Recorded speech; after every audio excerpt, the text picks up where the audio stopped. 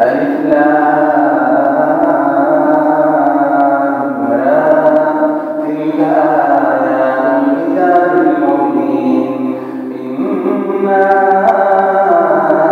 أنزلناه قرآنا عربيا لعلكم تعقلون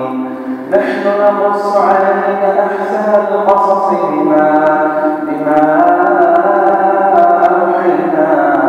إليك هذا القرآن وإن كنت من قبله لمن الغافلين إذ قال يوسف لأبيه يا أبت إني رأيت 11 كوكبا والشمس والقمر رأيتهم لي ساجدين قال يا بني لا تقصص رؤياك على إخوتك فيكيدوا لك كيدا إن الشيطان للإنسان عدو مبين وكذلك يجتبيك ربك ويعلمك من تأويل الأحاديث ويتم نعمته عليك وعلى آل يعقوب كما أتمها على أبويك من قبل إبراهيم وإسحاق إن ربك عليم حكيم لقد كان في يوسف وإخوته آيات للسائلين إذ قالوا ليوسف وأخوه أحب إلى أبينا منا ونحن عصبة إن أبانا لفي ضلال مبين اقتلوا يوسف أو اطرحوه أرضا يخل لكم وجه أبيكم وتكونوا من بعده قوما صالحين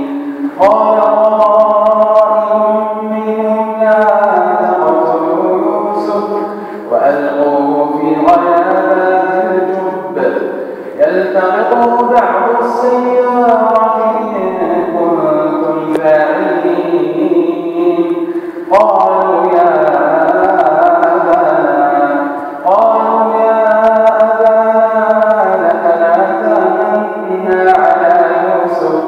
وإنا له لناصحون أرسله معنا غدا يرتع ويلعب وإنا له لحافظون قال إني ليحزنني أن تذهبوا به وأخاف أن يأكله الذئب وأنتم عنه غافلون قالوا لئن أكله الذئب ونحن عصبة إنا إذا لخاسرون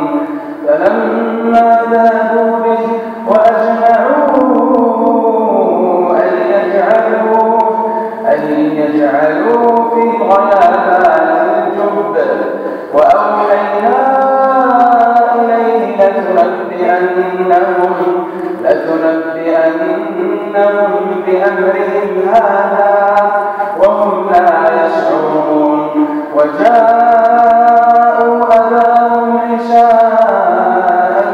يبكون قالوا يا أبانا إنا ذهبنا نستبق وتركنا يوسف عند متاعنا فأكله الذئب وما أنت بمؤمن لنا ولو كنا صادقين وجاءوا على قميصه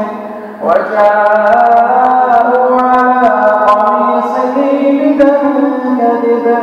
قال بل سولت لكم أنفسكم أمرا فصبر قال بل سولت لكم أنفسكم أمرا فصبر جميل والله المستعان على ما تصفون. وجاءت سيارة فأرسلوا واردهم فأدلى دلوه قال يا بشرى هذا غلام وأسروه بضاعة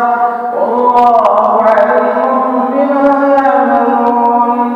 وشروا بثمن بخس